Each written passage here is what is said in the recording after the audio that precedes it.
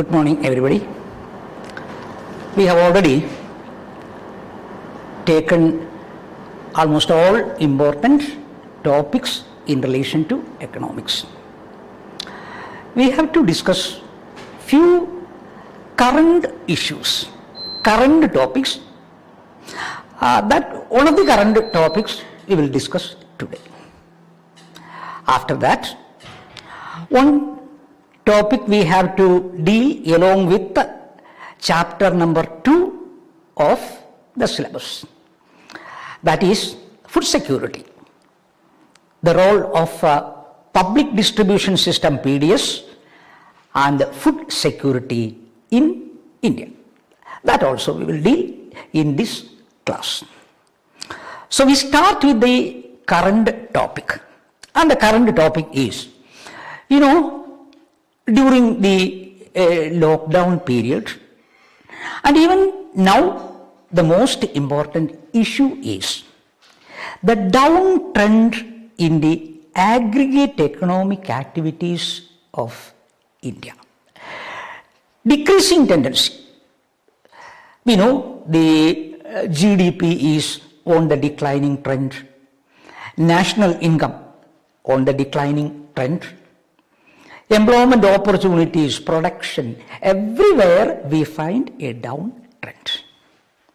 That downtrend, can you consider that downtrend as a recession, or you consider this as a depression phase in the economic condition of India, where we find a recession or depression now as a result of the downtrend?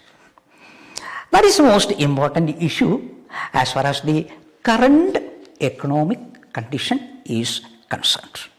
So we have to distinguish, first of all, what is recession and what is depression. What are the difference between the recession and the depression? One thing is that both the recession as well as depression are downtrend. Decreasing activities, decreasing production, decreasing employment opportunities, decreasing national income, everywhere we find a downtrend in the aggregate economic activity, both in case of recession as well as depression. Then what? Do you find any difference between the two terms of recession on the one and depression on the other? Of course, there are certain differences by which we can distinguish these two terms, recession as well as depression. Recession is often defined as a consecutive downtrend for two quarters consecutively. In 2 quarters, a downtrend is seen. And in this case, we may say the severity, the duration, and the overall impact of the downtrend, if you consider, you may find that the severity may not be so hard. It may not be severely affecting, or it may not long for a long duration. It may be a short-term phenomenon. Overall impact may also differ. So that we may say it differs from depression. With respect to what? With respect to only 3 aspects: severity, duration, overall impact. If you consider these 3, in both the recession as well as depression, we find difference. That's the method by which we can distinguish recession as well as depression. By considering what? By considering the severity, by considering the longevity or duration, and so also the overall impact of both the recession and the depression, we can distinguish the recession on the one as well as the depression on the other. Recession is a decline in the activity that lasts only for a short duration, some months. Few months you find the downtrend. Production is decreasing, agricultural, industrial production is decreasing, expenditure is decreasing, the GDP decreasing, employment opportunity decreasing. All this recession, a decline in economic activity that lasts only for a short duration in few months. Only in few months we find such a downtrend is seen as far as recession is concerned. And depression, on the other hand, more extreme downtrend. Extreme downtrend means the severity is more. The severity is more deeper, and it longs for a long period. The duration is for a long period. Sometimes it may last for years, not months. Not months, but it may last for years. What? Depression. With overall impact. That is aggregate economic activity. Sometimes world as a whole the impact may be seen. Where in case of impression. In case of depression, that is the difference, long term. Not in 1 or 2 months, but for years sometimes the severity, the severe effect may be overall, and so severely the economic system as a whole, the world as a whole may be sometimes affected by depression. So not a short-run phenomenon, but a long-run phenomenon. Downtrend is what is known as depression, whereas few months, when the downtrend continues, especially 2 quarters, successively in 2 quarters, 1 quarter is 3 months. So in 6 months period of time minimum, we find the downtrend in a mild manner that we call as recession, in contrast to the deeper, severe, wider impact for a long period known as depression. That is the most important difference. For example, the Great Depression of 30s, all of you know, the Great Depression of 30s started 1929-1939 period. 1929-1939 period, worldwide depression. Though it was originated in US economy, we find that world as a whole, the impact was seen with severe effect of downturn. That was only, may say, depression happened in the world as a whole in the 30s. And recession, when you take recession, a decline in the real GDP for 2 consecutive quarters, 6 months period of time, decline in the real GDP, and national income is decreasing for a short duration of 2 consecutive quarters. It is what is known as recession. Decline in GDP, decline in real income, rise in unemployment, employment opportunities are decreasing, employment opportunity, slow down in the industrial production, and lack of consumer expenditures. Lack of consumer expenditure, demand for commodities in the economy may be lower, and such a downtrend is seen for a consecutive 2 quarters period is what is known as recession. Depression, more widespread. Depression with more severe impact all over the countries. It may affect the world as a whole. Severe recession is what is known as depression. A severe depression. A severe recession is what is known as depression. But when you take these cases or the circumstances, characteristic features of both recession on the one and depression on the other, similar indicators we find, similar causes are similar, effects are also similar, but the nature of impact, severity, duration, longevity, that alone is different. Very severely affecting in case of depression, and a mild attack alone is found in case of recession. Depression may be continuing for years rather than months. Only for a few months we may find the recession tendency, but for long duration, years together, we can find that downtrend with a severe impact in case of depression. A sharper decline. We may say a sharper decline in the GDP, in the employment opportunity, with global impact. With a global impact, a sharper, severe decline in the production tendency or national income is the result of depression.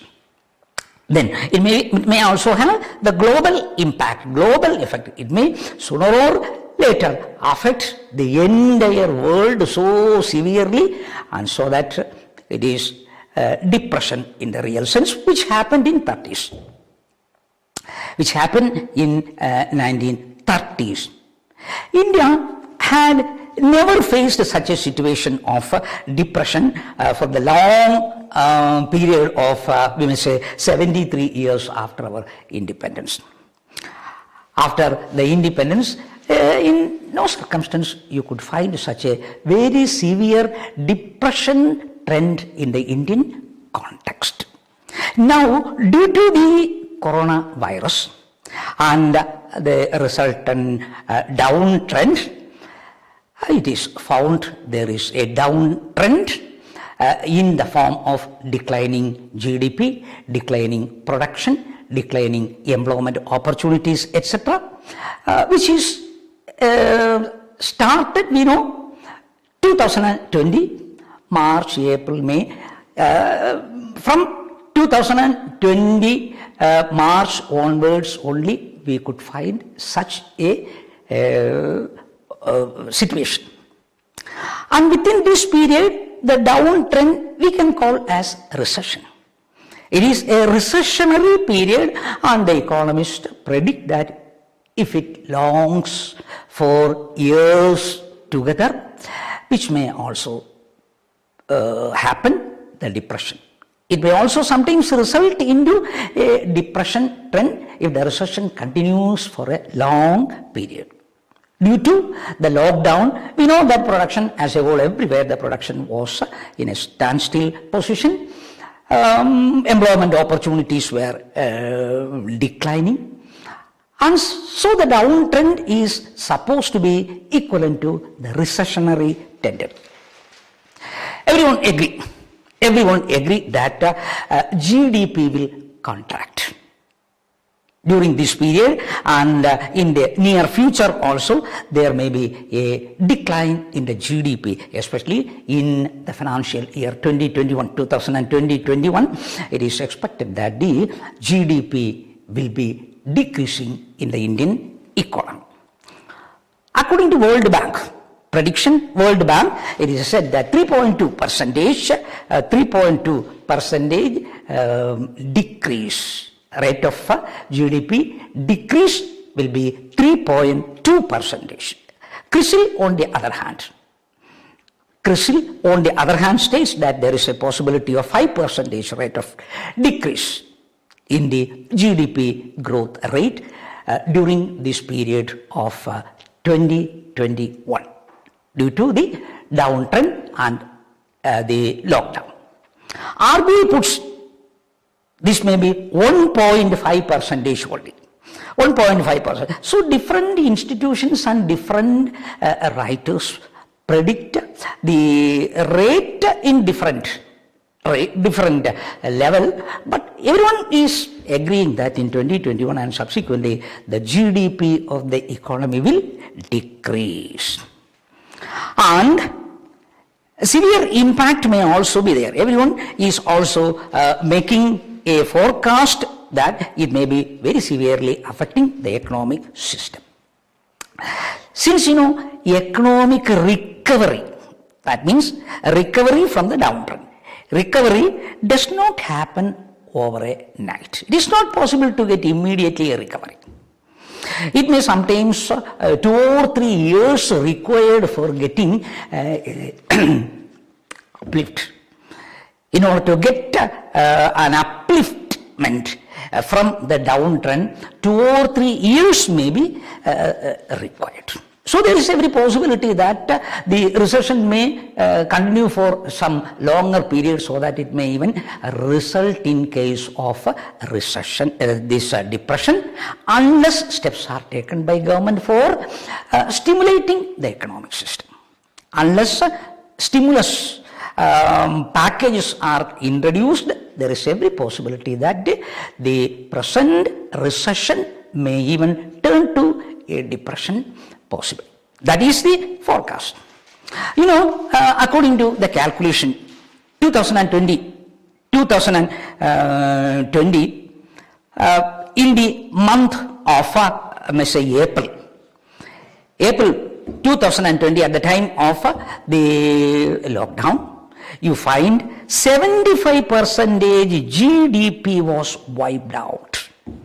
75% of GDP was wiped out during 1 month of April 2020 at the beginning of the lockdown. 70% GDP was wiped out. On calculations, according to May 2020, the percentage was 65. 60% of GDP was wiped out in May 2020. And we know that export, investment, consumption, the most important three variables if you are taking export, investment and consumption, the three engines of growth, if you want, you can say. The three engines of growth, namely export, investment, consumption. All this went into dip. During this period of downtrend. And in the current fiscal year 2020-21, GDP is expected to contract by 30%, 30% decrease in the GDP is the expectation according to the calculations made by the institutions. The current fiscal GDP is expected to contract by 30%. And at the very same time, the tax GDP ratio, if you are taking, tax GDP ratio, what percentage of the tax was contributed by the people from the GDP. Tax GDP ratio is also expected to decline from 16% to 8%. 8% decrease in the tax GDP ratio is also expected during the same fiscal year 2020-21. Tax is the most important source of revenue to government, and in the government revenue there is a substantial reduction due to the downtrend, due to the decrease in the GDP, national income and production. It is also expected that the tax income of the government during the 2020-21 fiscal year may also decrease from 16% to 8%. The tax GDP ratio will fall. Government will find very difficult to sometimes meet the government expenditures.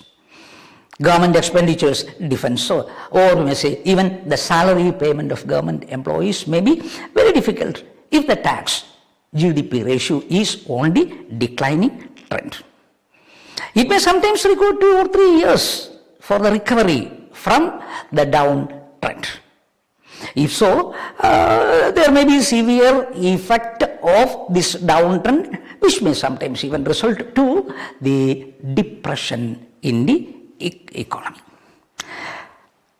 Government must universalize programs.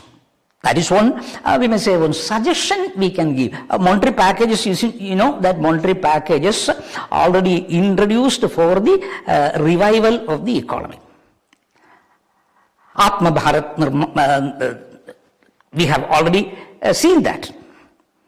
We have already taken the program package, 5 packages introduced by the government for reviving the economy. And we find that government must universalize one of the most important program, namely MNREGP. MNREGP is now only in the rural area we find the program is spread.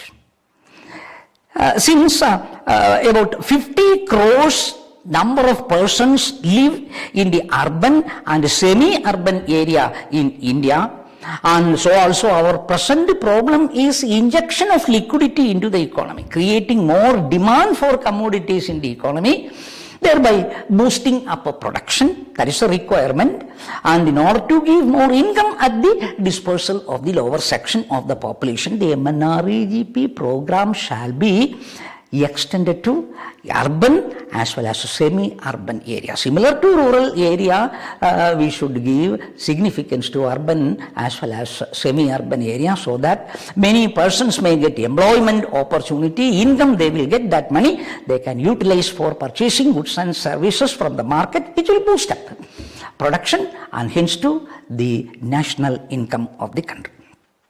Well, that is one suggestion we may take over and above the monetary packages that is already introduced for liquidity injection, for the expansion of the liquidity, for injecting more liquidity into the economy and thereby boosting up the economic system. Packages we have already 5 different stages, the monetary packages in different sectors we have introduced.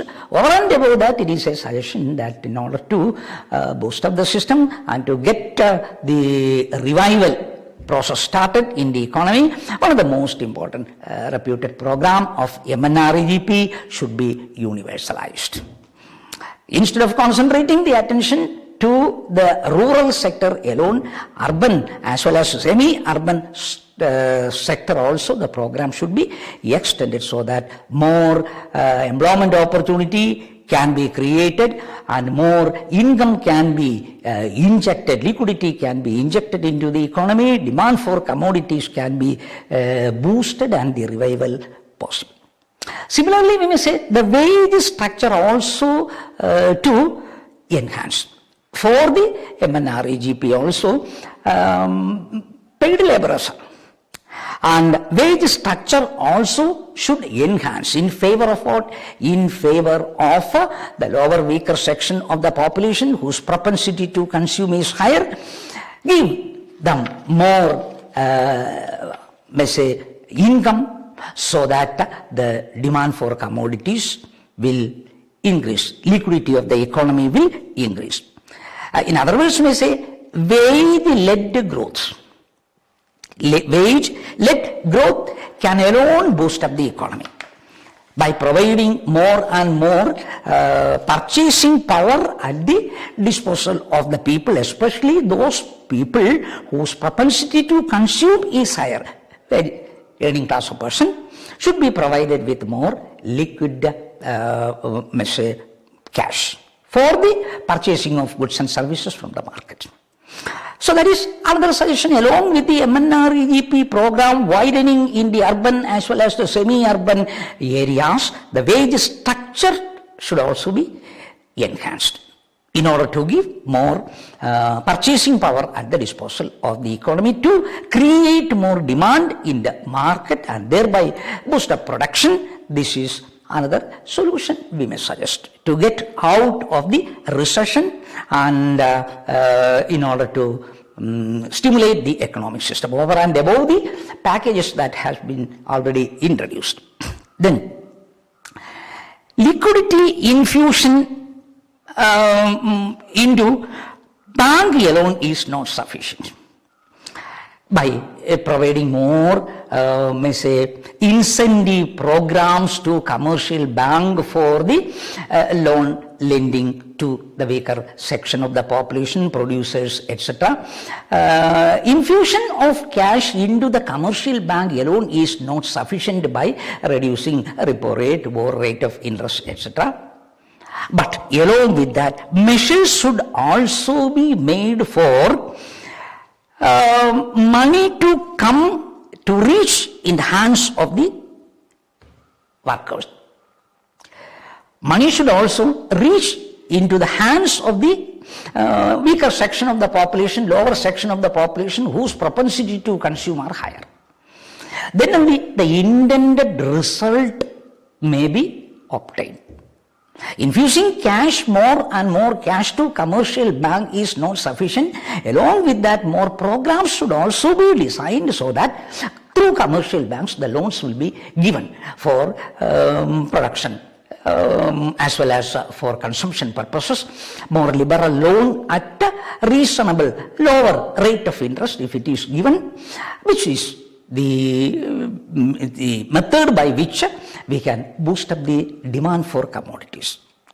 Along with the liberal policy measures adopted for injecting liquid cash at the disposal of the commercial bank, programs, yojanas should be also chalked out for disposing of the available cash by the commercial bank too, especially the weaker section, lower section of the population whose propensity to consume is higher. That also is necessary.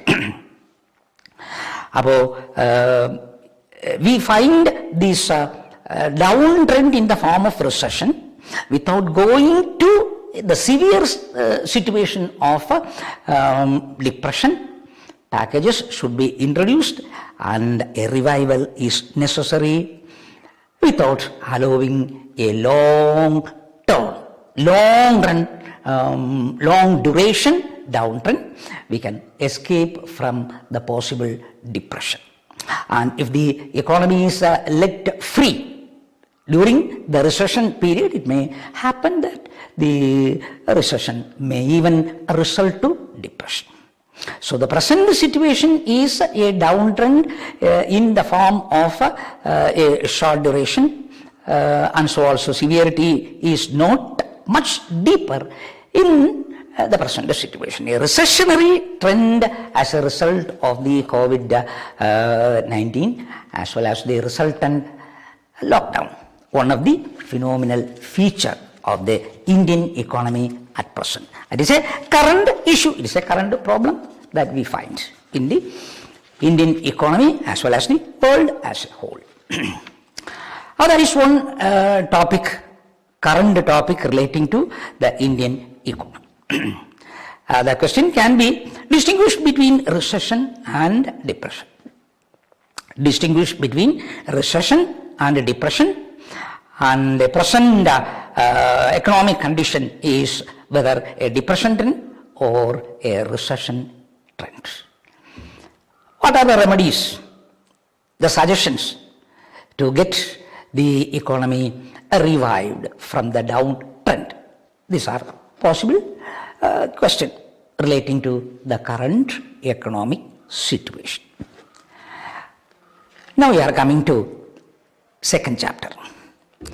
In the syllabus, second chapter, one more topic is there, and the topic is relating to food security and public distribution system, PDS.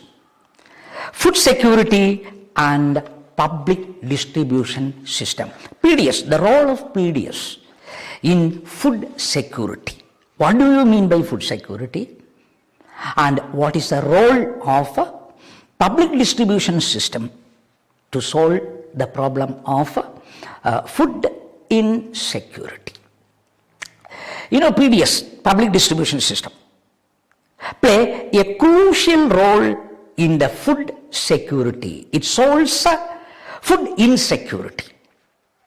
It solves food insecurity, and a very vital role is being played by the public distribution system in India to solve the problem of food insecurity.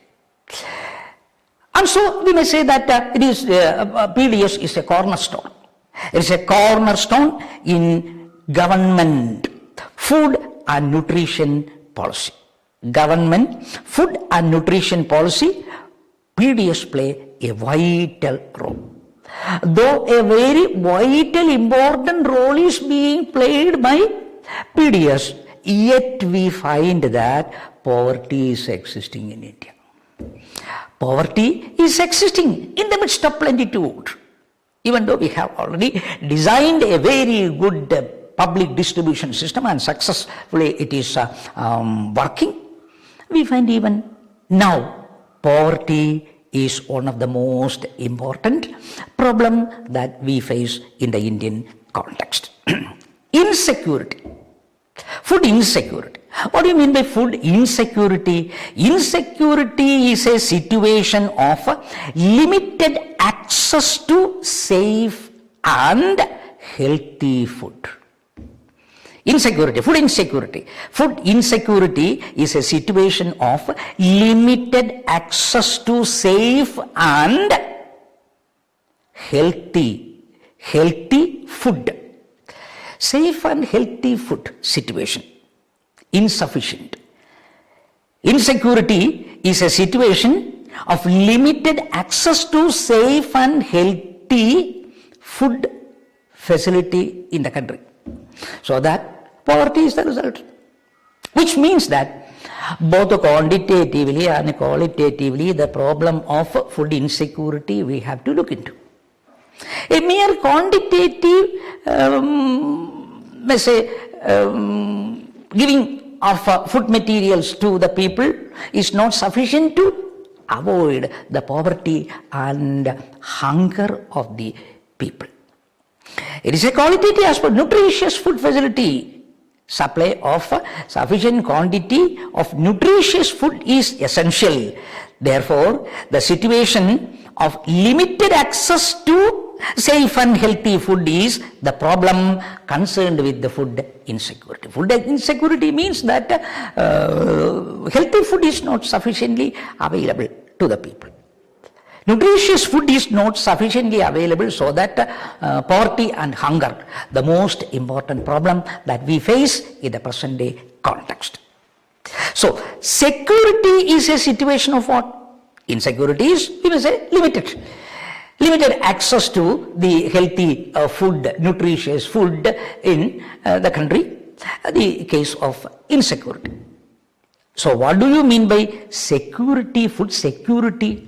Food security is a situation when we find that people in all time have physical, social and economic access to sufficient, safe and nutritious food.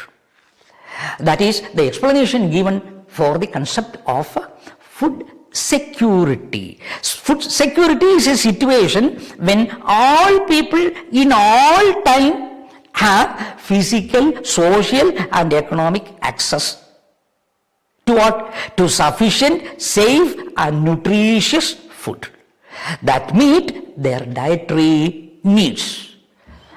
Their dietary needs, to meet their dietary needs, food requirement, safe and nutritious food should be made available at the reach of the people.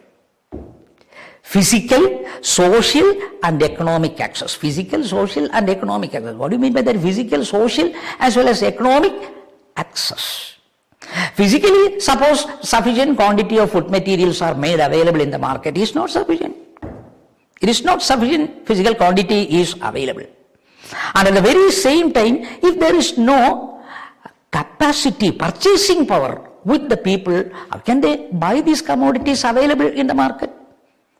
It is not possible to buy the commodity because people have no income, people have no money with them. So along with the supplying of sufficient food materials, quantitative food materials in the market and nutritious food, healthy dietary requirements of the people, while we are making available, people should also be provided with the sufficient purchasing power, accessibility, purchasing power to buy all these commodities made available through the public distribution system. In order to meet the dietary requirements of the people in quantitative as well as in qualitative, nutritious food materials make available, distribute and give sufficient purchasing capacity. See whether there is purchasing capacity. Can the people afford to? Can the people buy these commodities required dietary quantity? Can they purchase with their income? If not, they should also be provided with sufficient purchasing power to buy the commodities made available through the public distribution system. That is the most important thing required for food security. At all time, have physical, social and economic access. Access for what? Access to sufficient, safe and nutritious food that meet the dietary requirements of the people. That is the concept of what is known as food security. About food security does not mean adequate supply of food alone. At the very same time, quality commodity, nutritious commodity should be made available at the disposal of the people, at the reach of the people, with the capacity to buy the commodity.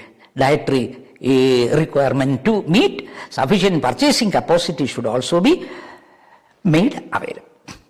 So we may say that the concept of food security is concerned with three things only. Three words you remember with regard to the food security problem: availability, accessibility, affordability. Right? Availability of commodities, availability of the commodity production, sufficient food materials we should produce, agricultural commodity, food materials as well as the industrial commodity required for the dietary required shall be sufficiently produced and supplied in the market, made accessible to the people. Distribution is also the question. Production is taking place in one particular center, but the commodities are not available in all the corners of the nation. That is not sufficient. While producing and supplying sufficient quantities of commodities, it should be distributed in such a manner that it is accessible, at the disposal, at the reach of the people. They need not wander from one place to another for the purchasing of the commodity or in search of the commodity. Make it available, accessible to every people in the nation at a affordable price. At an affordable price, it should be made available. But affordable price means sufficient income should be made available. So how can they get income? By providing employment opportunities also. When they are getting more employment opportunities and they get income, this income can be utilized for the purchasing of the food requirement of the people. So three things are: make available, then affordable price. These are the things required for the food security, along for the food safety. And if you take the last 2 decades, as far as the Indian economy is concerned, if you take the last 2 decades, emphasis have been shifted from basic human needs in food safety. Emphasis is shifted now from the basic human needs to the patronage to rights approach. That means it is an obligation on the part of government to provide food materials to the people. They have the right. The people. The people have the right to get a decent life, and for that food material in sufficient quantity and quality shall be provided by government. It is the duty of government and it is the right of the people. It is today, food safety is the right of the people. That is why we say that emphasis have been now shifted. Emphasis have been now shifted from basic human need approach for food safety to the rights approach. It is a right of the people. Similar to, we may say, primary education is a right. We also find that it is a right of the people to get sufficient food material required for the dietary need. It is a government duty, especially in case of a socialistic economy. It is the duty of government to provide safe, healthy, nutritious, sufficient quantity of food materials at the reach of the people at affordable price. That is a question with respect to what is called food security. That is the reason that we have enacted a legislation in 2013. 2013, a legislation was enacted National Food Security Act 2013. National Food Security Act 2013, sometimes it is also known as Right to Food Act. Right to Food Act 2013.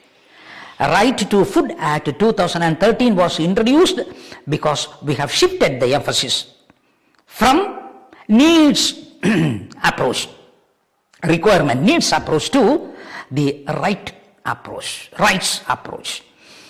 For the implementation of the scheme, we have introduced legislation, National Food Security Act 2013, which is known as Right to Food Act 2013. Came into force in 2013. In 2013, 12th September 2013, the act came into force. And the main intention, the main objective of the act is to provide food grains, food security to 2/3 of the total 1.33 billion population of the country. 133 crores population, providing 2/3 of the population out of 1.33 billion population of India necessary food materials, assure the food safety measures to a major 2/3 of the Indian population. With that intention and objective, we have introduced this National Food Security Act 2013.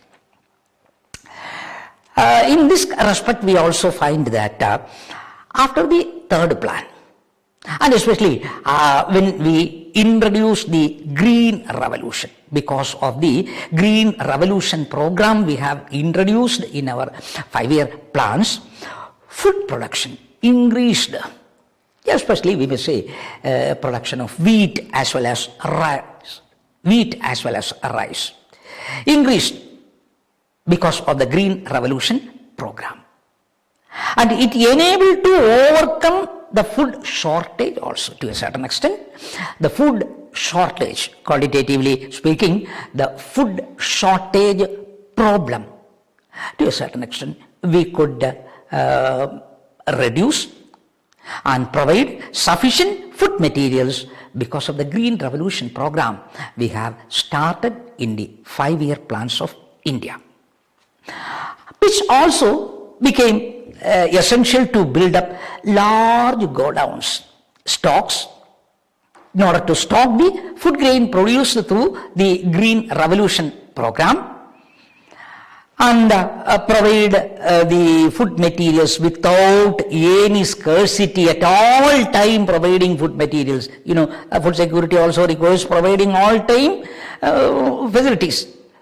In order to provide such all-time food material facilities, the buffer stock, storage of this commodity also became necessary.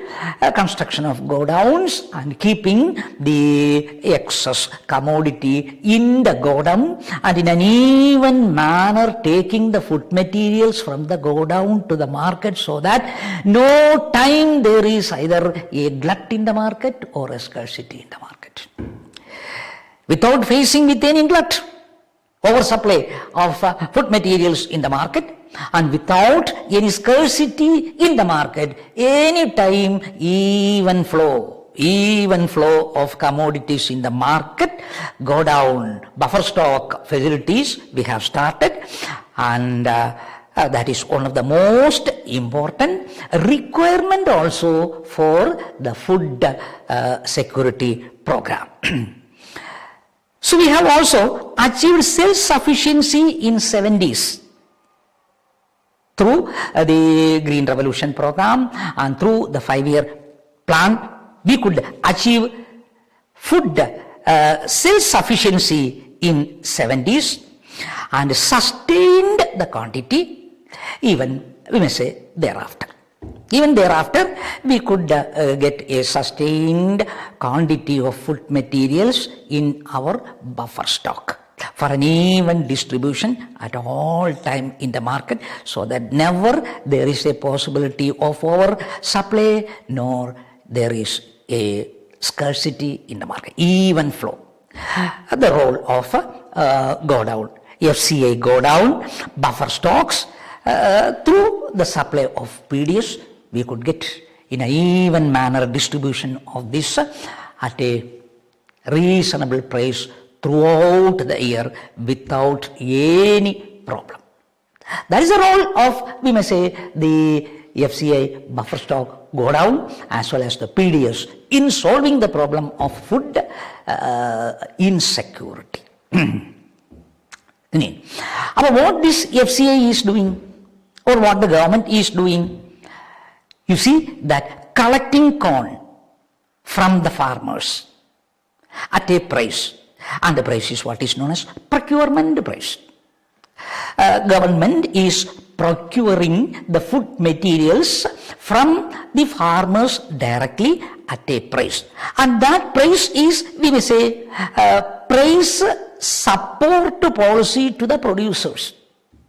Producers minimum price assurance, minimum price support policy, MPS, minimum price support policy. That means, usually one of the most important problems that farmers face in Indian context is that we produce commodities at the time of harvest for every item, food material, a particular season of harvest. Throughout India at that time, we find commodities harvesting, and it is brought in the market by all the producers. There is glut, oversupply. And as a result of oversupply of commodities, we find the price of the commodity in the market will come down. And the farmers will find very difficult to get sufficient income by sale of these commodities in the market, because the market price of the commodity is too low. And the individual farmers have no facility of keeping in go down. In storage they cannot keep, they cannot take little by little this commodity in the market. Already they might have taken a loan from the commercial bank. Commercial bank may also sometimes compel them to repay the loan during the harvesting time. So they are forced. Farmers are usually forced to sell the commodity immediately after the harvest in the market at a price prevailing in the market, which may be very low. Since everyone is bringing the commodity at the time of harvesting, oversupply, the price will come down, farmers will get no sufficient income. That is a problem. That is why government is giving an assurance. What's assurance? Minimum price support policy. If the market price of the commodity is below a level, a certain level, price of the commodity in the market is too low, government will support, government will buy the commodity at a minimum supportive price, assuring a reasonable income to the producer. Otherwise, what the producer will do? Producer may have no incentive. Producer will stop production. Producers may stop production because they are not getting covered even the cost of production, so they are suffering a lot. That is why the minimum price support policy adopted by government. Purchasing the commodity from the market if the market price is too low at a fixed rate, minimum declared price, declared price by the government. If the market price is going below, government will purchase. That price is what is known as the procurement price. That procurement price is what? The price support policy to the farmers, producers price support policy. At a price it is purchased and it is kept in the buffer stock. In the go down, FCI go down, it is kept. So, after keeping the food materials in the FCI go down, in an even manner it is taken for distribution to ration shop, public distribution system, and the price support policy to the consumers is adopted, while fixing a price of a ration to the people, which is known as consumer price support policy. Accessible price. At a accessible price, the commodities are sold through the public distribution system. And so the food security problem is solved by using both the producer support policy as well as the consumer price support policy. And what are the factors supporting the food security? What are the reason for the food security to adopt in the Indian context? Nothing else. The main reason is poverty itself. Poverty existing in the midst of plenitude. So we have to solve that problem of poverty by giving sufficient quantity and quality food materials at all time at a reasonable price to the weaker section of the population. The intention of the public distribution and food security measures in India. Over and above this primary reason of poverty, we can also find the policy measure. One of the policy measure of government itself is to provide satisfactory living standard condition to the people. For a sustained living standard of the people, food material supply is essential, and so that it is one of the policy objective. Because of the policy objectives of a welfare economy, we find distribution of material, food material through the public distribution, and assuring food safety is necessary. Then another is that climate changes. Climate changes, adverse environmental condition. You cannot say that always the environmental condition of a country, of our country is the same. Many seasons are there. Sometimes natural calamities, disaster, natural calamities may occur at any time, unpredictable. Unpredictable say flood may happen, earthquake may happen, cyclone may happen, and as a result of which there is environmental problem also for the food security, an essential thing. Food security is necessary. Buffer stockage is necessary, distribution program is necessary. Because of all this adverse environmental condition like drought, flood, earthquake, etc. in the country. So, there can also be soil degradation.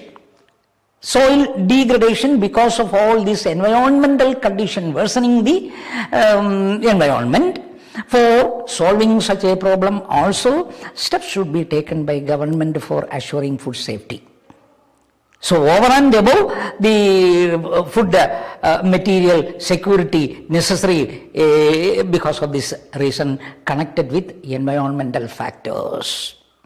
More policy measures, government, socialistic policy measure, welfare economy to establish, this is the essential thing. Essential requirement is food supply, food security through the strong chain of public distribution system.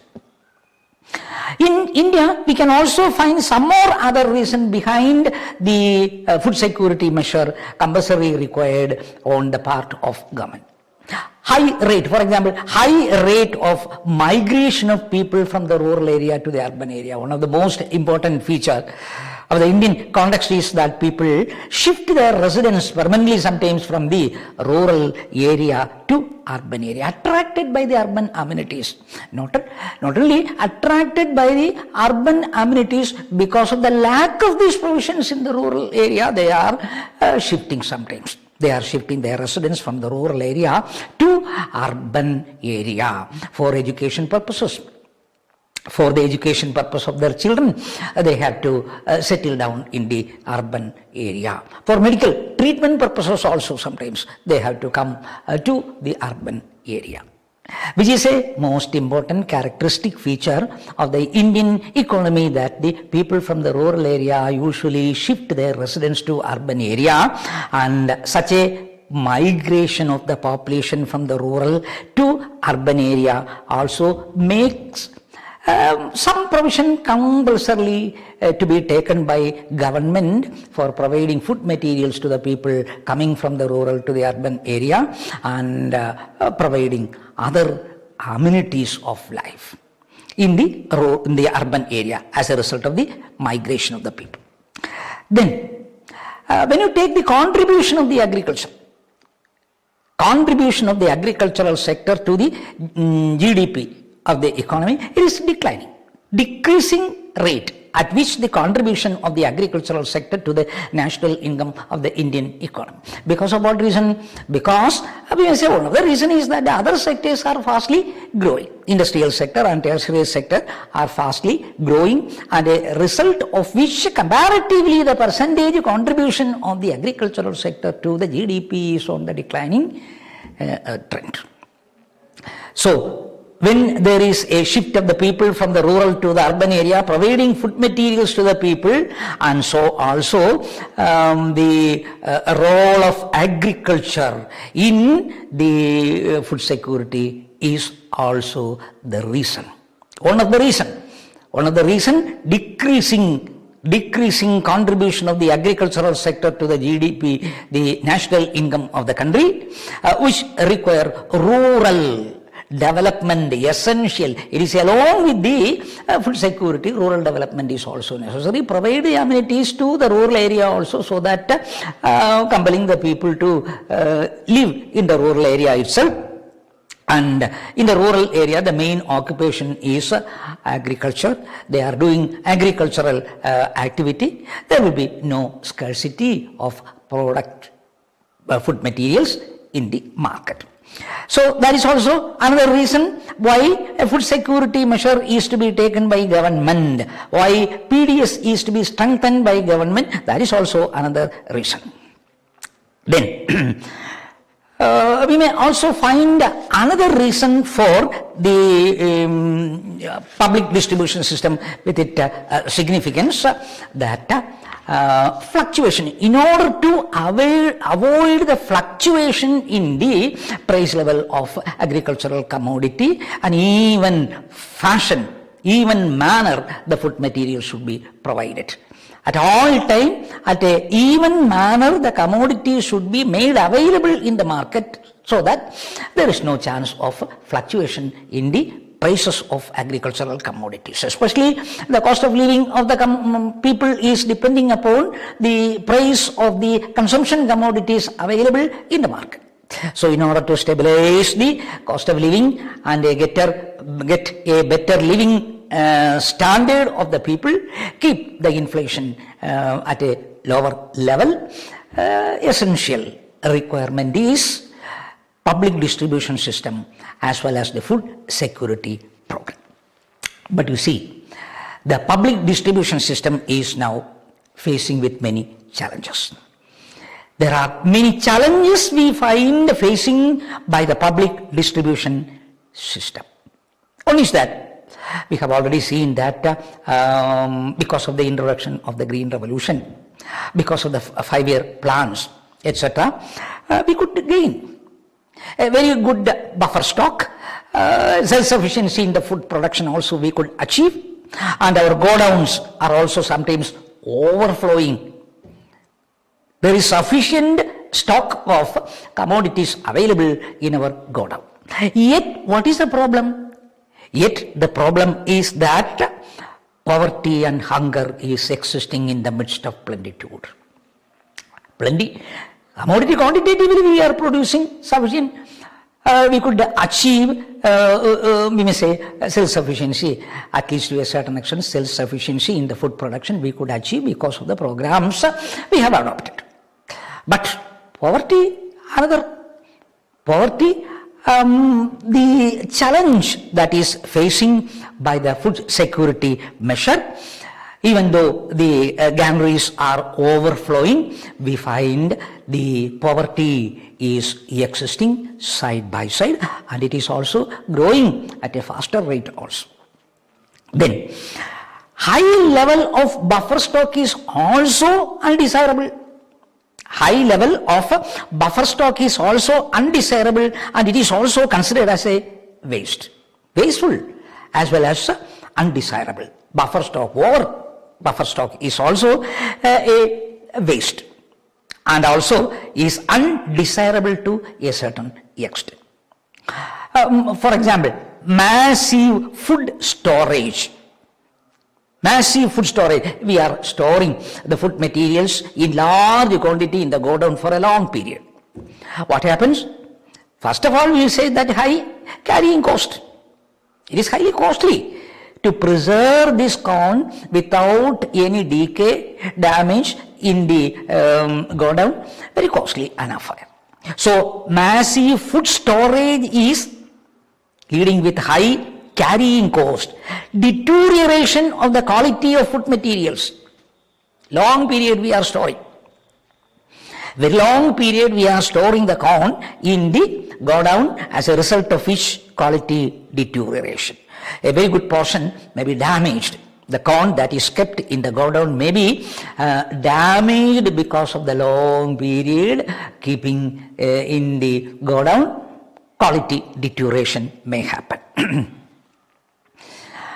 So that is one of the most important problems we face, a challenge we face with regard to the public distribution system as well as the food security measure, that though we could produce sufficient quantity, we can get a good buffer stock, we find that excessive stock kept in the godown is also making a headacheing problem to the public distribution system. It may damage the commodity, deteriorate the quality, the carrying cost may increase, the commodity became a waste, the food material became a waste. We have to sometimes even burn the materials. After keeping a long time, as it is poor in quality, it is to be burnt, waste. So that is a most important problem. Challenge that is faced by the public distribution system. And with regard to the keeping buffer stock, when you are taking, only in few commodities we find these buffer stocks. Plenty of food materials we are producing only in very few items, especially you may say rice and grain. For rice as well as wheat alone, we find such a buffer stock production. Other materials, such a self-sufficiency, we could not achieve. As to meet the dietary requirement of the people for a healthy living condition, many different commodities we have to produce, maintain and distribute. Such a widespread arrangement is not available in India even today. Only in case of, we may say, rice, wheat and such most important commodities alone, such facilities are even today available. Other different types of consumer articles, other items of food grain, essential for a healthy life, is not coming in the purview of the godown or in the buffer stock or in the public distribution system. So that is also another problem we face in the public distribution system of India. Only most important two items, rice and wheat. We are concentrating and doing much care for the safe keeping of the material for public distribution.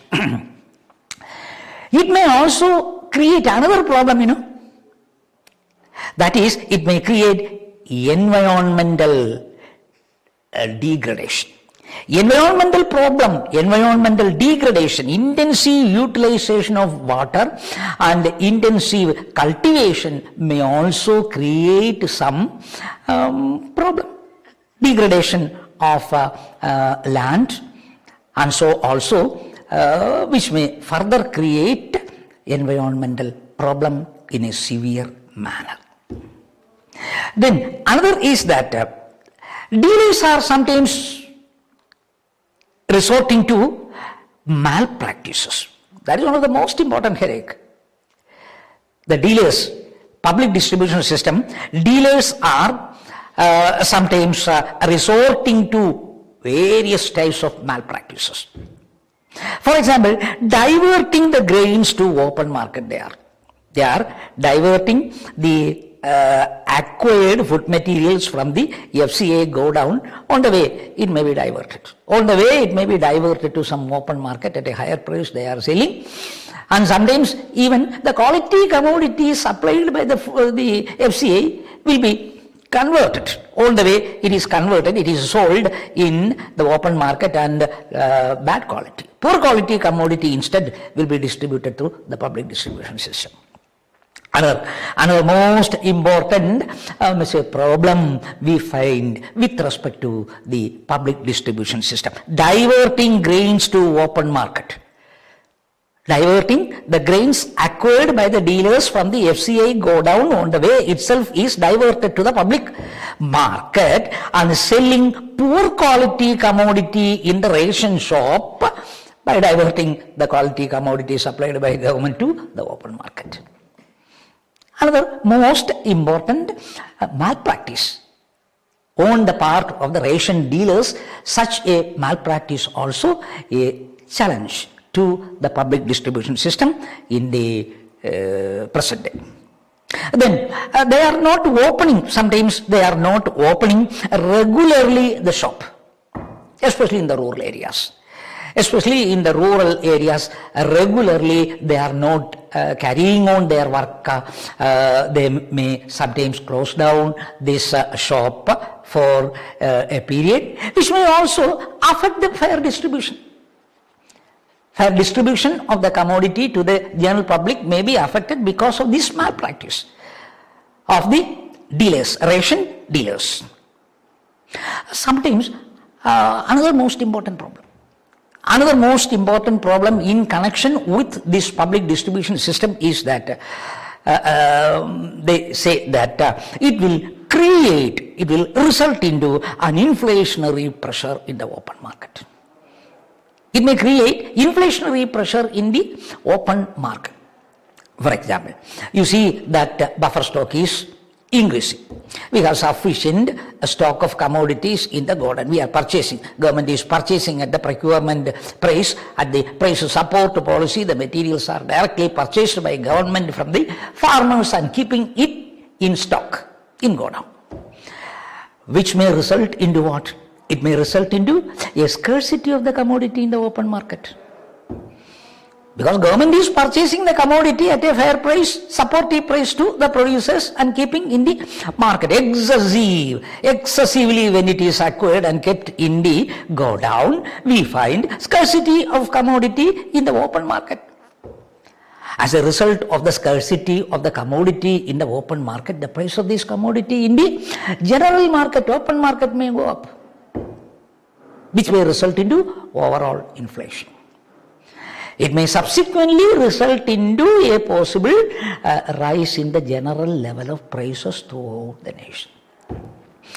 One of the reasons for the inflation in the economy is excessive stock maintained by FCA godowns for fair distribution of commodities through the public distribution system, thereby making scarcity in the open market and raising the price of the commodity in the open market, finally resulting into the general inflationary pressure in the system.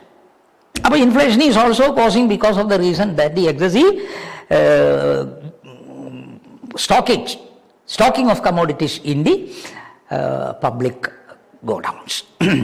Then, previous is highly subsidized manner the commodities are selling. At a consumer price support policy it is sold.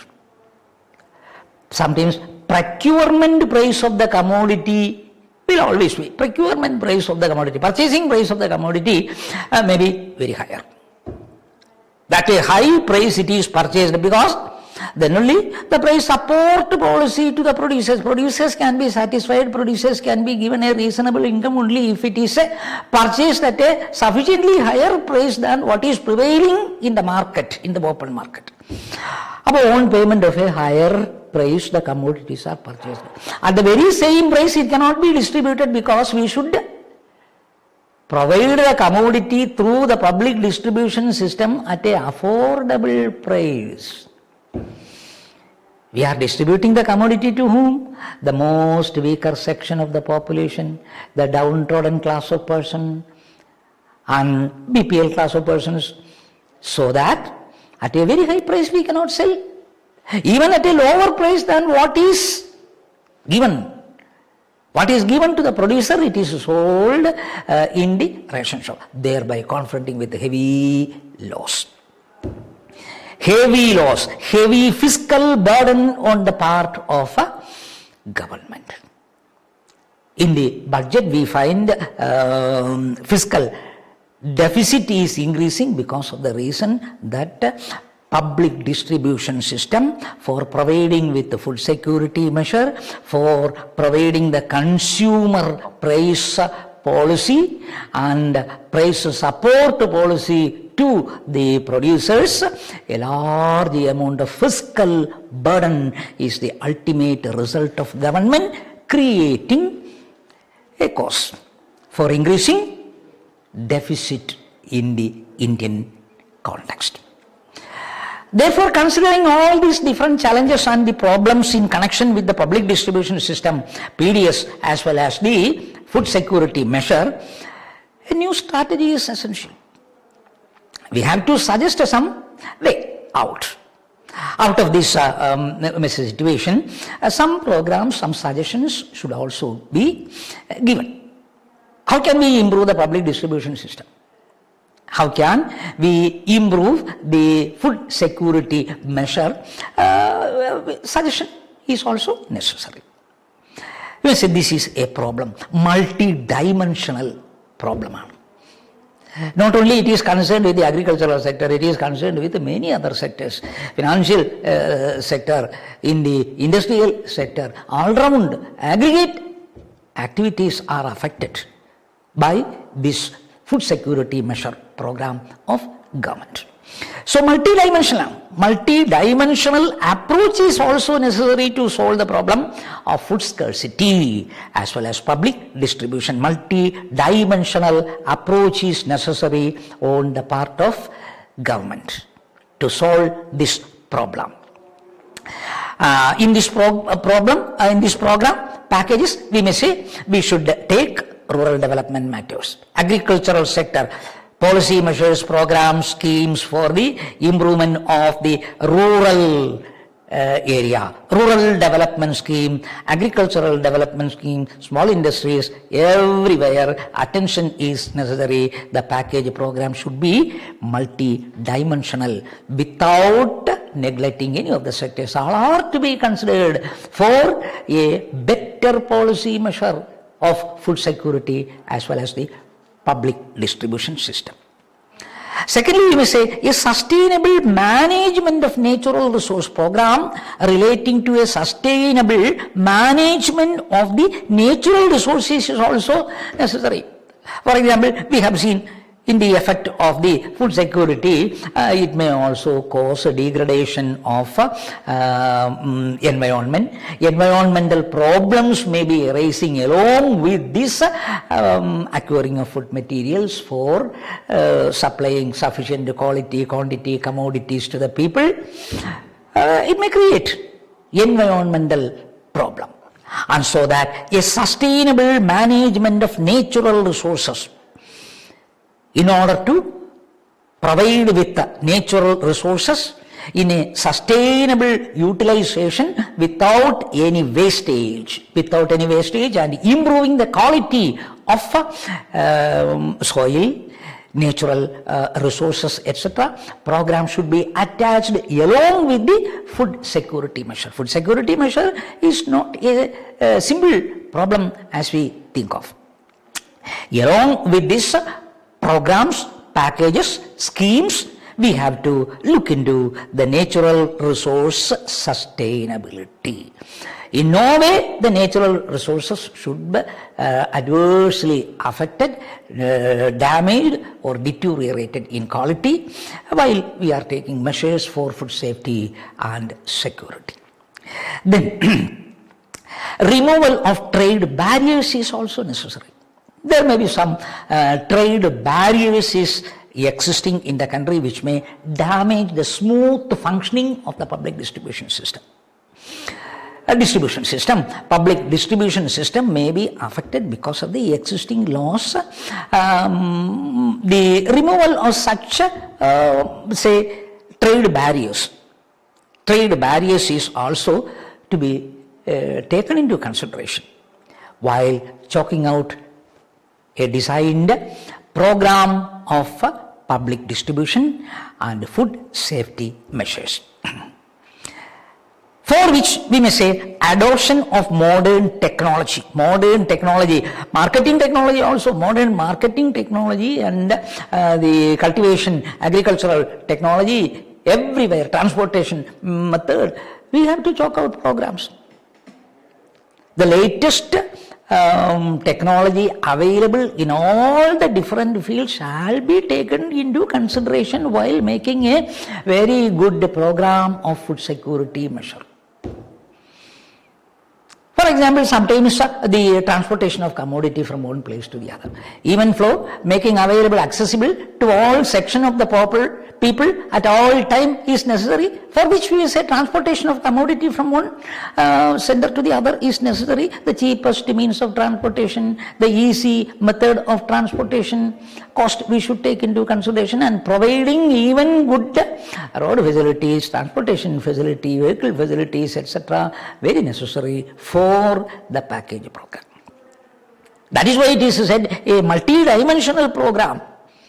It is a multi-dimensional program which require adoption of available latest technology to reduce the cost in every sector, and providing materials, food materials without any scarcity, providing at all time food materials to the needy people in quality and quantity terms at affordable price. It is not an easy task as we think of.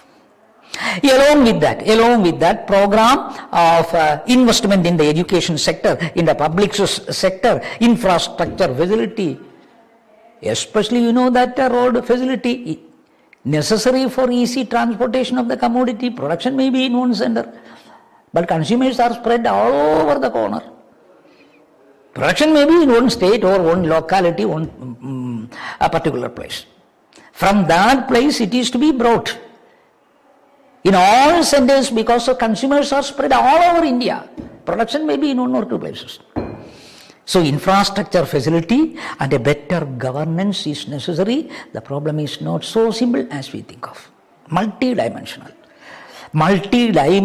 rural development programs, agricultural development program, industrial development program, infrastructure development programs, sustainable development programs, natural resource, maintenance of natural resources, better utilization of the free gift of nature, and all these are problems involved in the food security as well as the public distribution system. It is not a single problem in one direction alone. Multi-dimensional package is necessary for a good food safety and security scheme. In this respect, we have to look into in Kerala, with respect to this public distribution system of Kerala. We know the ration card, system of Kerala. In the case of Kerala, ration card is supposed to be a multi-purpose legal document. Multi-purpose legal document. Ration card is supposed to be a multi-purpose legal document. Then what? It is the responsibility of the Civil Supplies Department. It is a responsibility in Kerala, it is a responsibility of the Civil Supplies Department, the issue of ration card to the people. And if you possess a ration card of any priority or non-priority ration card, if you are possessing, what are the benefits? What are the benefits, advantages of issuing ration card? What facilities are available to the ration card holders in Kerala? You know that it is a state duty. Issue of ration card is concerned with the duty and responsibility of the state government, and so state government is more responsible for the implementation of a ration scheme, ration card, BPL determination. who are the BPL, who are APL, and for the determination, classification of the consumers into different sections, and for issuing ration card of different type, everything, the decision is to be taken by state government. According to Kerala, we may say that ration card holder, if you hold a ration card, it enables what? It enables the holders to procure all subsidies. All subsidies, whatever may be, not only concerned with the agricultural or the distribution of food materials alone, everywhere, if there is a problem of subsidy, if you want to get a subsidy on any of the item available, supplied by government of Kerala, only the holder of a ration card is eligible. The claim is possible. The claimant should possess, the subsidy claimant should possess a ration card. Whether it is concerned with cooking gas or it is concerned with ration materials, any other thing for which ration card possession is a basic fundamental necessity, then only you are eligible for the concession subsidy of any type awarded and allowed by the government of Kerala. Enables the holder subsidies of all type. Then also we may say that can purchase essential commodities at a substantially reduced price only on production of a ration card. The ration card holder alone are provided with the subsidized commodities through the ration shop. Then it can be linked.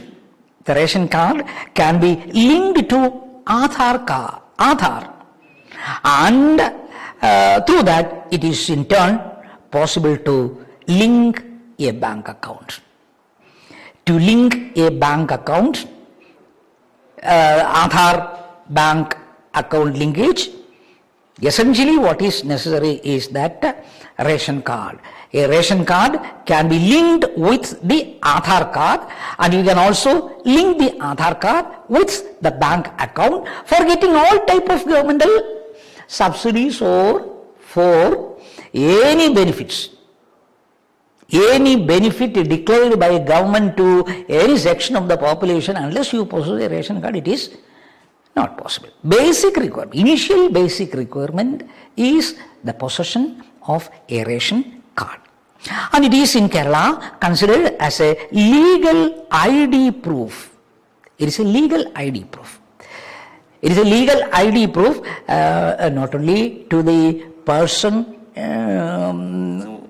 on the name of whom it is issued, but also all members of the family whose name is included in the ration card. All persons whose name is included in the ration card, it can be used as a proof, ID proof. ID proof for all members of the family included in the ration card. Then, another quality or another advantage of the ration card is possession of ration card is that ID proof for buying property in Kerala. For the purchase of property transaction, registration, property transaction, registration, etc. also, the ID proof is the ration card. Address proof is ration card. Loan application, to get a loan from a commercial bank for any purpose also, basically you have to produce this ID, ration card. For bank loan purpose also, today we require the ration card, which is a basic initial loan. Or suppose you are applying for a passport, PAN application, for a submission of a PAN card, PAN application, or for the passport application. Basically what is required is the ration card, which is to issue by state government. Then, as far as Kerala is concerned, as far as Kerala government is concerned, you see that we are now issuing ration card in 4 colors. That is yellow color, most economically backward, poorest of the poor. poorest of the poor person, more economically backward class of person coming under the purview of the scheme Antyodaya Anna Yojana. AAY. Antyodaya Anna Yojana scheme, the most downtrodden class of person are issued in Kerala yellow ration card. And the possessor of the yellow ration card is eligible for 35 kilograms of free grains monthly per family. 35 kilogram per family free ration is allowed per month according to the Food Security Act of 2013. On the basis of the Food Security Act of 2013 assured 35 kilogram of free rice or grains to each family possessing a Antyodaya Anna Yojana card, which is yellow color in Kerala. Then pink card, the second is pink card. Pink card is also priority card issued for the BPL. It is issued for the BPL section, priority card, and the possessor of the priority pink card is supplied in Kerala 5 kilogram per person. Per person 5 kilogram free ration. Free ration 5 kilogram per person is issued to the priority BPL pink card. Then blue card.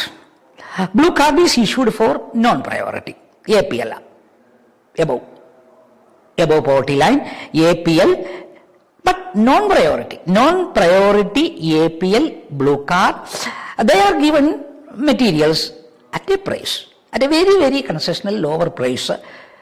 2 kilogram rice issued at 2 rupees per kilogram per person.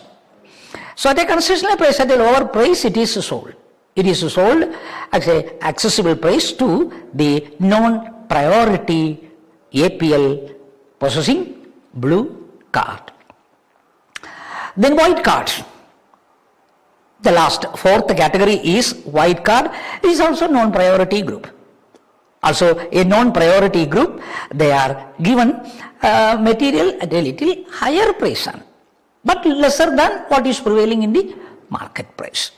At a lesser price than what it is prevailing in the market price, at a concessional price of fixed quantity. Fixed quantity, concessional price, it is sold to the white card holders. They are supposed to be APL persons. So this is the nature of a ration card and the type of categories of persons, and different sections of the population with a different economic status is given different quantities at different prices also there. Such a differential treatment is taken in the issue of materials to the different categories of persons. Now are not getting the same type of ration as it was once upon a time. But now we see that there are categorization on the basis of the economic background, and different prices are also fixed for different categories, different quantities are also fixed for different categories. Excess they can purchase from the open market at a higher price if they want. Then, impact of COVID-19, lockdown, as well as the PDS ration, what is the impact you find? With regard to the public distribution system, what impact we find recently because of the lockdown, COVID-19 lockdown, what impact was made in the public distribution system and the PDS, public distribution system of Kerala. We may say here that Kerala is the first state to ensure universal public distribution system supply, PDS supply universalized during the lockdown period. All categories of persons, irrespective of whether they possess the yellow card or white card or blue card or pink card, everyone is provided with materials at a free package program. Materials were universalization, that is what we call as universal public distribution supply. During the lockdown period, Kerala government started for the first time. Then, during the period of lockdown, and very recently, a consumer survey has been conducted by the Cochin-based institution. A public survey was conducted to know about the impact of public distribution system in the lockdown period of Kerala.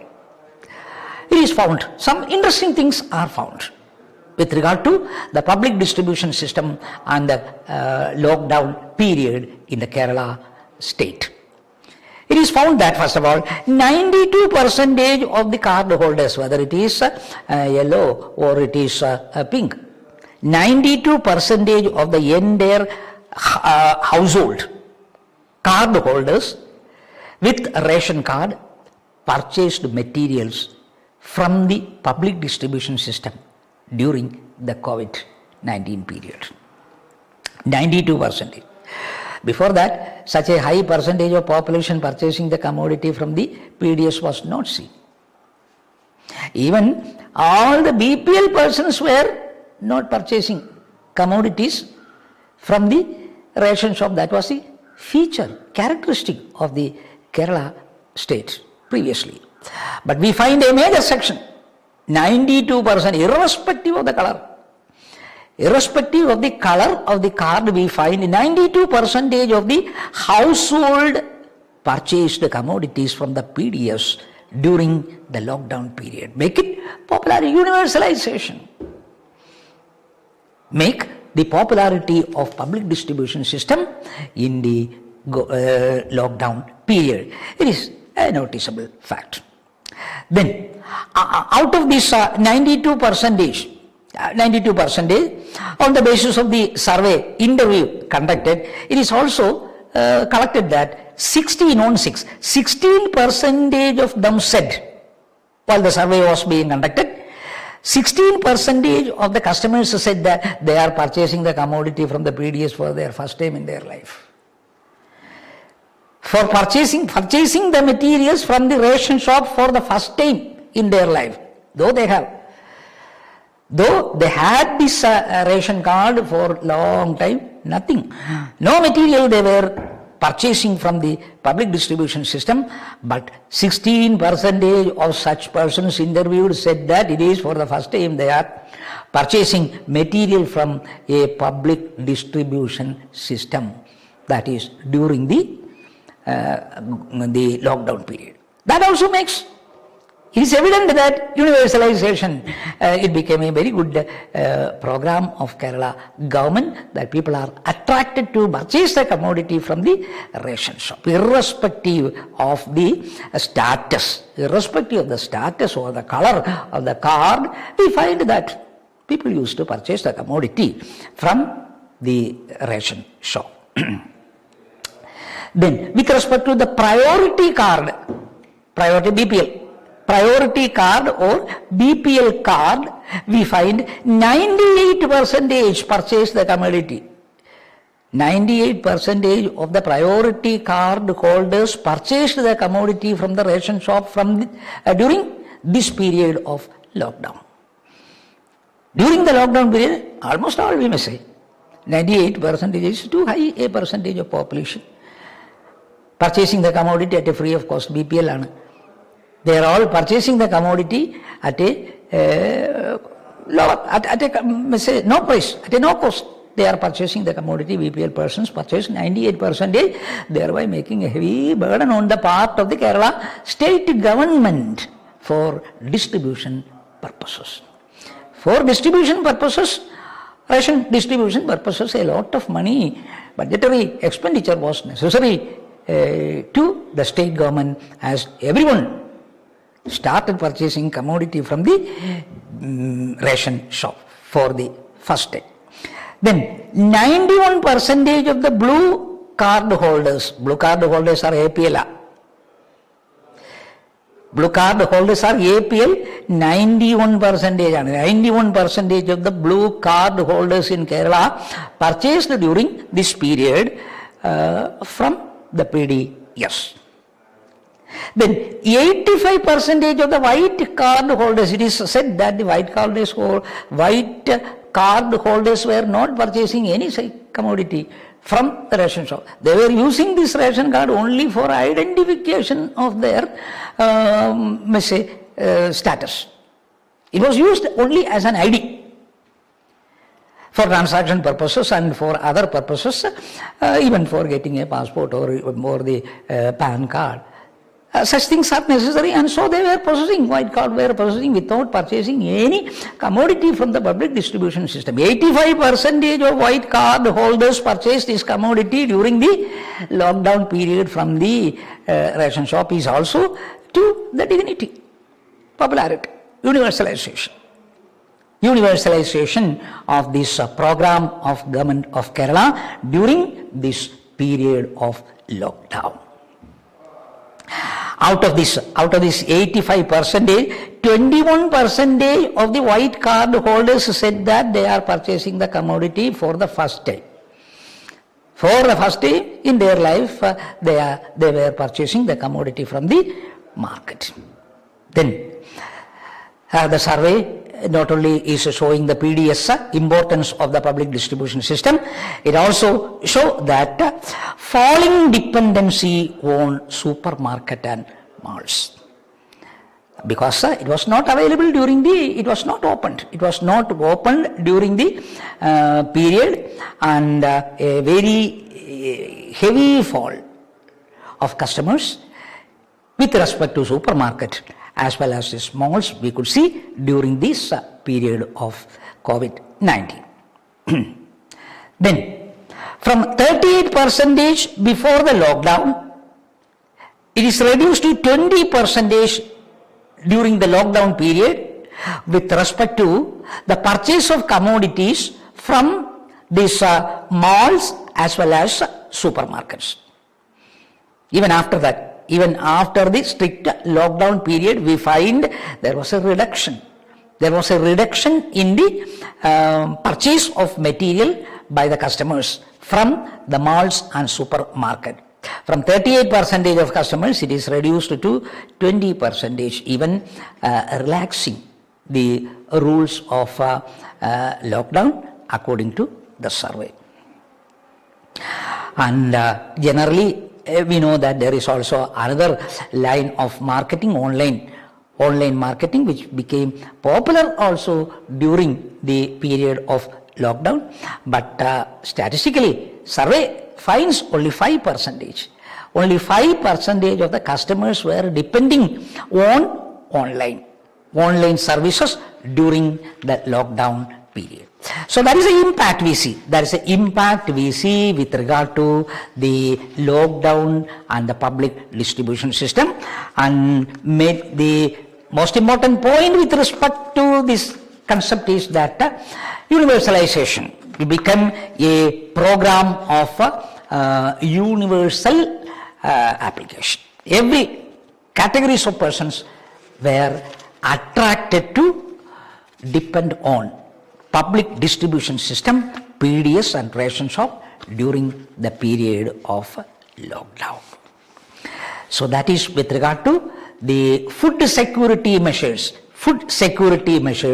and the lockdown period impact on the economy. Food security system, the need for food security system, the role of public distribution system on the food security, problems of public distribution system, and suggestions for improving the public distribution system, etc. are significant questions that can be asked from this topic. Then, another topic is with regard to the demography and economic development. That is chapter number 6, I think. sixth chapter, is concerned with the demography and economic development, population growth and economic development of the country. Another chapter. Here, we have to look into the trend. It is given in the syllabus, trend of population growth. Demography is referring to population. Trend of population growth. Trend of population growth. Then, how far population growth and environment is connected. Relation between population growth and environmental matters. Ecological, environment and population growth relation.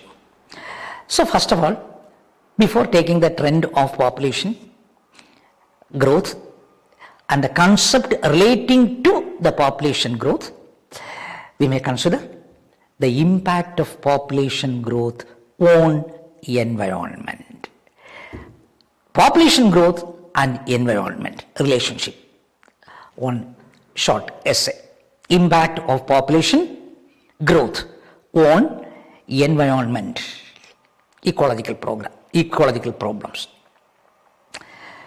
You see, generally, rapid population growth is environmental degradation. There is a possibility of deterioration of environmental quality. Population growth and environmental quality deterioration are the result. And we know that population growth is responsible for the degradation and unsustainability of environment. Generally, the rich countries, advanced countries usually make a complaint that underdeveloped and developing countries with high population growth are responsible for damaging the environment. They say that the people of underdeveloped economies and developed economies are responsible for the environmental damage. Population growth is responsible. That is the meaning. Population growth is responsible. But at the very same time, we may say that developed countries, comparatively less densely populated countries are less densely populated countries, advanced countries, they are also equally responsible for such environmental deterioration. In what manner? Ecological system is affected even because of the activities of the rich countries. They are also equally responsible. They are also equally responsible for environmental degradation. How wasteful, unnecessary, unbalanced growth. Wasteful, unnecessary, unbalanced consumption pattern and unbalanced growth, we find they are also making damage to the environment. They are not utilizing the natural, mineral and all the other resources of their nation most economically for the advantage of the entire population of the world. They take into consideration only their aspect. And fuller capacity utilization of natural and mineral resources, they are not.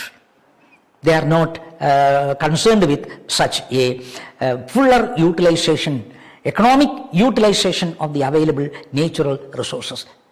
A good portion of the natural and other mineral resources are wasted. Unnecessary growth, unbalanced growth, you may say. Unbalanced growth because of their consumption pattern, because of the activities, we find they are also equally responsible for environmental damages.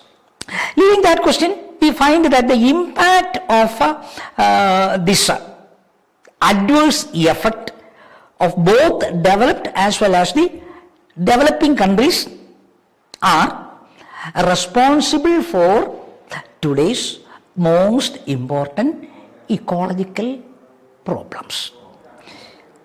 That is their impact, their attitude, whether they belong to the less developed, underdeveloped, or advanced economy, all these adverse effects are universally applicable to the entire nations, causing ecological problems in the country. In developing country, we find that pressure on land holdings, collapsing fisheries, shrinking of forest area, rising of temperature. These are all some of the consequences of a high growth rate of population. One of the most important characteristic features of the developing economy or underdeveloped economy is that their growth rate of population is very high. That pressure of population growth affect the land holdings, collapsing fisheries, shrinking the forest area, raising the temperature, etc., causing ecological imbalances. It is causing ecological imbalances due to the immense growth rate of population in the developing and underdeveloped countries. Greenhouse gas emission is linked with the population growth.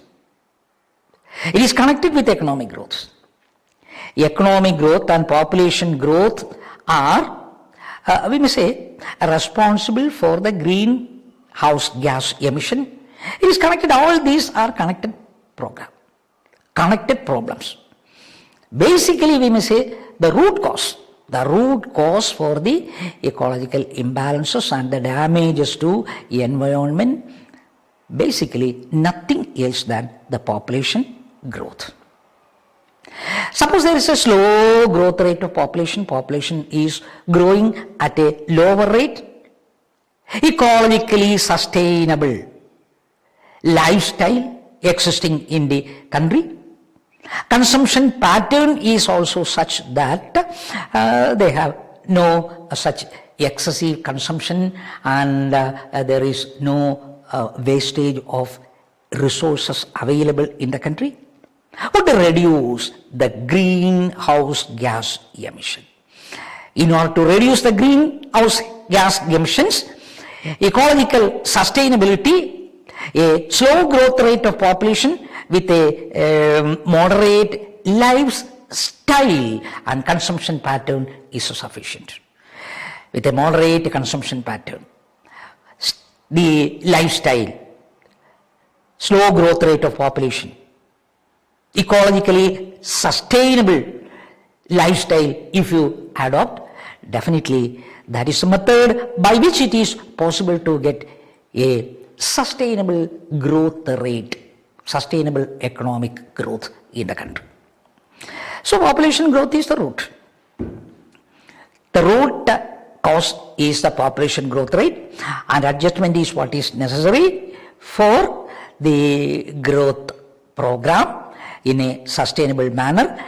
Many things we have to look into in the population or demographic side. When you take the proportion of population living in cities has almost doubled in case of the world as a whole. The world as a whole, the proportion of population living in the cities has almost doubled since 1960. It is from 20%, the world as a whole, increased to 40%.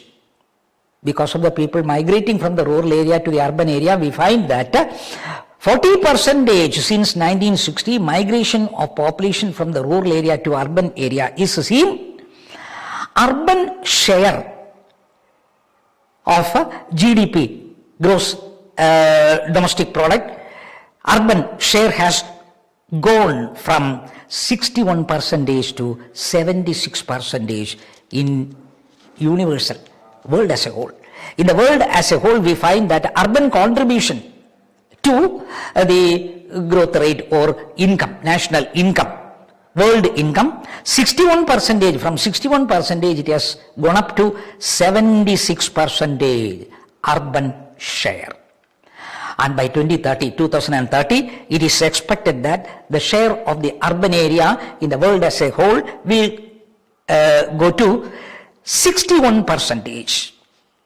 Will go from 61% to 8.1 billion. Is 61% means 5 billion. 61% means 5 billion. From this 61, 5 billion by 2030 out of the world population of 8.1 billion, we find it may increase to 76%. By 2030, 61%.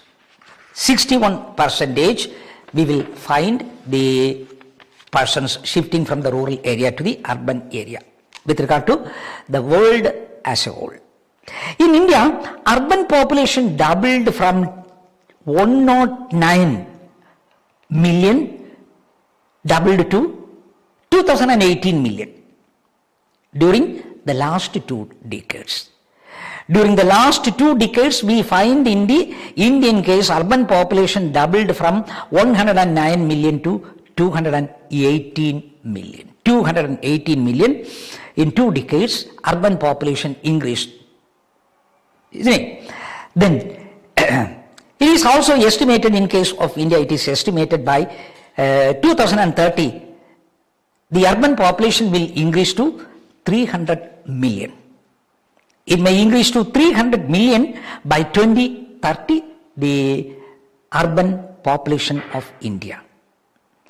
Then, such a shift and increasing urban population in the Indian context as we expect in 2030, 300 million, it will create another problem of urban slums. There is every chance of urban slums to create, making a severe problem, the shifting of the population to the urban area. By 2030, it is expected to come to the level 300 million, creating the new problem of urban slums. Yet we find that 70% of the population is still in the rural area. Even now also we find 70% of the total population of India is living in the rural area. Rural area is, there is also a divergence, difference with respect to the number of persons residing in the urban area as well as the rural area state-wise. State-wise, there is a difference is existing. And we find that the rural area, the occupation of the majority, more than 70% even today, is agricultural activity. Rural area means they are doing farming activity and other subsidiary activities of agricultural activities. And the contribution to GDP decline from the agricultural sector, contribution to GDP decline, and still now we find the main source of livelihood to the majority of the people in the Indian context is agriculture itself. They are residing 70% in the rural area itself. And the rural workforce is supposed to be marginal farmers. Rural workforce is supposed to be marginal farmers. They live a hand-to-mouth existence only. They do not produce excess of what they require. It is sufficient only for their family requirement, and even for the family requirement, they are not able to produce sufficient quantity. That is why we say that the majority are supposed to be marginal farmers, substantial farmers. And the characteristic feature of low income and disguised unemployment, poverty, all are existing in the Indian context. We see these are the features, essential features with regard to the present demographic structure. We have to look into the trend of population. The trend of Indian population is included in the syllabus. The trend of population and the theory of demographic transition. The theory of demographic transition, how it is applied to the Indian context, and so also the demographic dividend and the Indian population, a role of Indian population for economic growth, role of Indian population in respect of the economic growth for a sustainable economic development. That we may deal in another class. Thank you all.